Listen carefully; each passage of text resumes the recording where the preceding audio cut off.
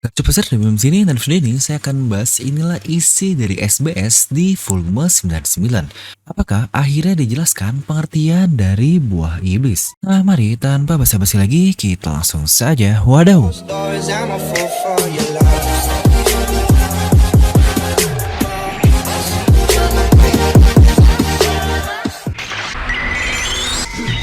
Nah seperti biasa sebelum lanjut ke video ini jangan lupa untuk subscribe dan juga nyalakan bel notifikasinya ya.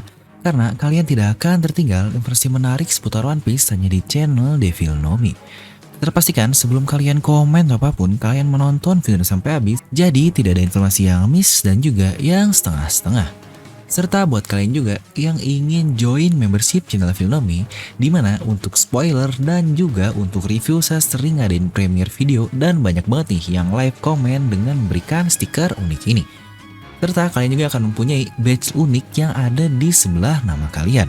Kalian bisa langsung klik tombol join di sebelah tombol subscribe. Nah kali ini saya akan membahas isi dari SBS di One Piece volume 99 alias volume komik terbaru lah yang baru saja rilis di Jepang lalu.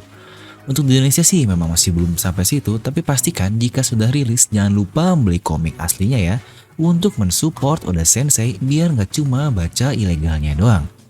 Jadi sebelum itu, buat yang tidak tahu apa itu SBS ya biasanya yang cuma baca online nih. SBS ini adalah semacam Q&A dari pembacanya yang langsung dijawab oleh Oda Sensei. Ingat, ini langsung dijawab loh sama Odanya, jadi semua yang ada di sini adalah canon dan dapat berhubungan langsung dengan isi cerita One Piece. Oke, kita akan langsung saja bahas. Pertanyaan pertama dimulai dari kemusuhan Oda Sensei nih yang persis dengan Momo no Mesum. Mungkin gara-gara itu kali ya, jadi karakter favorit Oda ini si Momo ini. Dimana ada yang berkata, Oda, apakah kau tahu? Pi, mungkin ini buat yang tidak tahu ini bentukannya Pi atau 314 lah, ini dibacanya apa? Tapi kayaknya untuk di bahasa Jepang dibacanya Pai, dan orang ini bertanya, karena Onami Ophai terbaik. Ya benar itu maksudnya adalah Ophai, aduh emang bangke. Buat yang gak tahu apa artinya, ya kalian bisa cari sendiri di Google kali ya. Ada juga yang bertanya, saya mempunyai keinginan seumur hidupku biarkan Steri menduduki Empty Throne atau takhta kosong itu. Dan dijawab oleh Oda, tidak. Ya, simpel sekali jawabannya. Di sini sebenarnya sederhana sekali pertanyaan dan jawaban dari Oda Sensei. Tapi hal yang menarik adalah kenapa Oda perlu memilih satu pertanyaan ini dari sekian banyak pertanyaan atau email yang masuk ke Oda Sensei ini, padahal pasti banyak yang lebih berbobot. Karena jika kalian ingat, di manga pun Steri ini pernah tidak sengaja keceplosan berkata, apakah aku boleh duduk di kursi itu? Entah emang clue atau foreshadow dari Oda Sensei, tapi sepertinya Raja Sialan yang menduduki Goa Kingdom ini tempat masa kecil Sabo, Ace, dan Luffy. Ya sebenarnya dia adik dari Sabo sih. Sekarang sudah menjadi raja di kerajaan itu, dan dia berada di Marijoy sebelumnya tiba-tiba ingin mencoba duduk di tahta kosong. Kira-kira gimana ya? Apakah Oda akan buat plot khusus tentang Steri ini? Lalu ada juga yang bertanya terkait Otoko. Siapakah ibu dari tokoh ini dengan kata lain istri dari Yasui? Ya ini pertanyaan klasik lah seperti yang sering juga kalian tanyakan mengenai siapakah orang tua dari ini dan orang tua dari si itu. Yang sebenarnya bisa saja relevan terhadap cerita ya lebih juga enggak sih sebenarnya. Dijawab langsung oleh Oda Sensei bahwa Yasui pada zaman dahulu yang menggunakan kata long ago telah menikah, tapi dikatakan di sini dia tidak mempunyai anak. Tapi setelah istrinya mati, dia akhirnya sendiri alias Yasui ini. Nah di sini poinnya adalah satu, bahwa istri dari Yasui ini sudah tidak ada, yang berarti rantai keluarga dari Yasui sudah terputus. Dan setelah kalah dari Kaido pun, dia berhasil hidup. Dia pun akhirnya menemukan bayi kecil di kota Ebisu, tempat dia berdiam sebelumnya yang rakyatnya terkena efek smile semua. Dan bayi itu adalah Otoko, di mana Otoko sendiri sampai sekarang tidak mengetahui bahwa Yasui bukan ayah kandungnya. Nah pertanyaan selanjutnya adalah mengenai Oyabun Jinbei. Selamat telah secara resmi masuk menjadi kru dari topi jerami. Kumohon katakan segala hal detail dari Jinbei ini. Nah di sini jawab oleh segalanya oleh Oda Sensei, dimana mungkin sebagiannya sudah dijawab di Fifth Card databooknya bahwa makanan kesukaan dari Jinbei adalah buah. Lalu makanan yang paling tidak disukai adalah Parfait karena susah untuk dimakan, dan warna kesukaan dan nomor kesukaannya adalah Ochre. Untuk nomornya yaitu nomor 10, tepatlah seperti dia adalah orang ke-10 di bajak laut topi jerami. Lalu posisi di krunya sebagai apa jika mereka berkeluarga? Dikatakan dia sebagai ayah yang menggantikan posisi Frankie sebelumnya yang mengisi posisi sebagai ayah. Lalu baunya seperti apa sih Jinbei ini? Baunya seperti laut, ialah orang dia fishman. Untuk asal negara, dia ini berasal dari India. Yang jika kita lihat juga dari tampilan mukanya emang iya sih kayak Vrindavan gitu. Dan beberapa hal lain juga yang sebenarnya tidak begitu menarik mungkin kalian bisa baca sendiri. Tapi ada hal menarik lain yang bertanya adalah, ada yang request siapa sih yang bakal ngisi suara Jinbei di animenya, dan dia adalah Katsuhisa Haoki-san. Nah, itu pun diiyakan oleh Oda Sensei bahwa Jinbei ini akan muncul dengan pengisi suara yaitu Katsuhisa Haoki-san ini yang tepat sekali muncul di anime episode 978 saat ini, anjay. Nah lanjut, selanjutnya adalah pertanyaan mengenai Yamete. Umurnya, tingginya, dan makanan favoritnya itu apa? Dimana benar sekali seperti prediksi saya bahwa umur dari Yamato ini tepat di 28 tahun, dia seumuran dengan Momonosuke. Yang berarti tepat seperti yang saya berkata juga ketika Yamato ini pertama kali diberitahu borgol selama 20 tahun, dan situ saya menebak bahwa usia Yamato ini 28 tahun pasti seusia dengan Momonosuke. Akhirnya dijawab di sini dan terkonfirmasi oleh Oda Sensei. Ya tapi bedanya Momonosuke dilempar ke 20 tahun sih, jadi usia tetap di 8 tahun walaupun mungkin tahun lahirnya sama dengan Yamato. Dengan ini paralel dari Kaido dan Oden pun semakin nyata bukan? Oden punya anak pria di mana Kaido punya anak wanita. Dan itu juga yang membuat Kaido kesal sekali dengan Momonosuke pada dahulu. Karena Oden yang sehebat itu mempunyai anak sepengecut Momonosuke. Lanjut, di sini pun diberitahu tinggi dari Yamato ini yang sepertinya salah translate sih. Dari Arthur ini harusnya di 3,63 meter bukan di 2,63. Karena dikatakan tingginya 2 kali dari Luffy lah. Sedangkan tinggi Luffy itu kurang lebih di 180-an. Yang jika kita lihat juga, jika dari tinggi mereka bersama ini, Luffy ini setengah dari Yamato yang benar-benar 2 kali dari Luffy lah. Maka di 3 meter ini yang paling masuk akal. Lalu untuk makanan favorit tentu sajalah pasti Oden. Dan dikatakan juga di sini bahwa Oda tidak menyebut Yamato dengan sebutan gender karena kalau di Inggris kan biasa disebut sebagai his atau her, karena ya seperti kita tahu lah, Yamato terlahir sebagai wanita tapi ingin dikatakan sebagai pria. Tapi maksudnya juga bukan transgender ya, cuma ingin disebut sebagai pria saja. Duh, sebenarnya satu sih yang kurang di sini yaitu ukuran dari Yamete ini berapa ya? Tapi ada yang nanya terkait hal itu nih. Udah bikin dong anthropomorphis dari side boobnya Yamato. Bener-bener digambar dan lagi-lagi aduh Oda ini ya lihat sendirilah hasilnya seperti apa. Lalu selanjutnya ke bagian buah iblis nih. Ini yang paling menarik di SBS kali ini.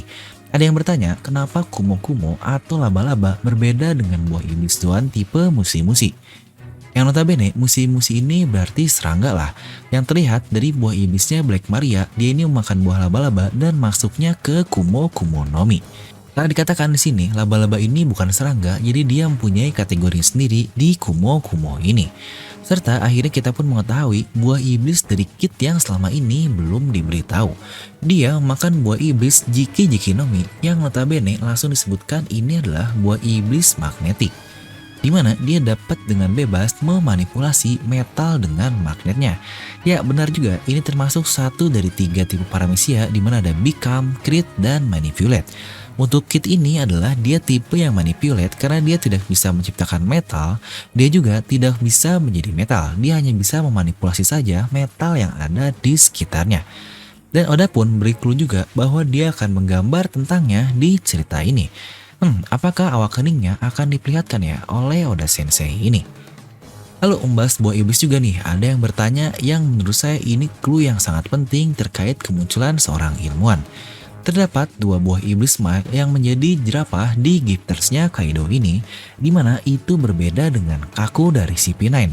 Apakah bisa dijelaskan? Nah, jadi di sini dikatakan dengan jelas ya. Untuk kaku memang jelas beda karena dia memakan buah iblis asli tipe jerapah, alias ini buah iblis murni lah, bukan dari buah iblis Smile. Sedangkan Smile ini ya memakan Smile dan di sini diberitahu prosesnya oleh Oda Sensei. Pertama, set di Punk Hazard itu yang dibuat oleh Caesar Clone itu menggabungkan line egg factor alias blueprint kehidupan dari berbagai macam binatang. Kedua, Smile Pabrik di Dressrosa ini membuat tanaman untuk menghisap cairan dari set sebelumnya dan menciptakan buah dengan pola aneh yang kita lihat itu. Dan terakhir, di Wano Kunilah, smile ini dikonsumsi di mana hanya ada 1 dari 10 orang yang berhasil menjadi gifters. Sisanya gagal alias hanya menjadi pleasures lah, dan bangsatnya juga, Orochi, 1 gigitan lainnya dari smile itu yang tidak ada efeknya dikasih ke orang yang kelaparan. Memang bangsat si Orochi ini. Nah, jadi itulah yang menjawab juga alasan kenapa gifters dengan 1 jenis binatang bisa ada banyak. Serta alasan lain adalah itu juga kenapa tidak ada smile untuk para Messia, Logia, dan Zoan selain tipe Zoan biasa alias binatang biasa.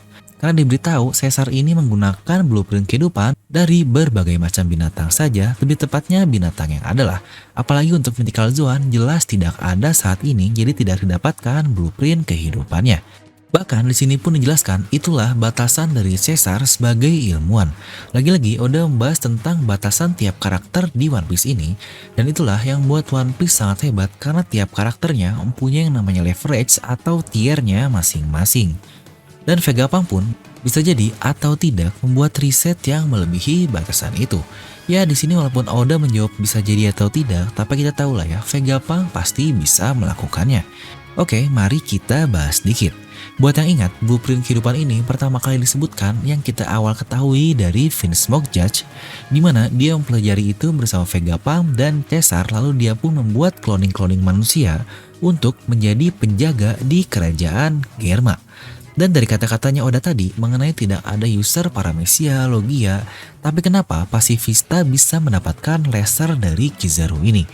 Dimana itu bukti yang paling jelas bahwa Vegapunk sudah berhasil mendapatkan formula mengenai cara kerja dari buah iblis ini. Pertama Vegapunk, lalu yang kedua adalah bentukan-bentukan naga yang Vegapunk buat di Punk Hazard sebelumnya. Kemungkinan besar itu adalah ekstrak yang diambil dari tubuh Kaido juga. Jadi selama ini itu semua sudah sangat masuk akal karena toh Oda sendiri pernah berkata di SBS volume 48 bahwa di masa depan akan ada satu ilmuwan yang muncul untuk menjelaskan ilmiahnya dari Devil Nomi. Jadi makin make sense lah semuanya oleh Vegapunk ini. Lanjut ke pertanyaan terakhir. Di chapter 966, Roger dan Rayleigh berkata ketika mereka mengangkat Momo dan Hiyori. Di situ Rayleigh pun berkata, ini mengingatkan kita di masa lalu.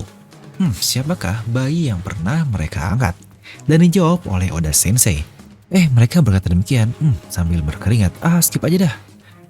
Skip aja, nggak ada yang harus dikhawatirkan.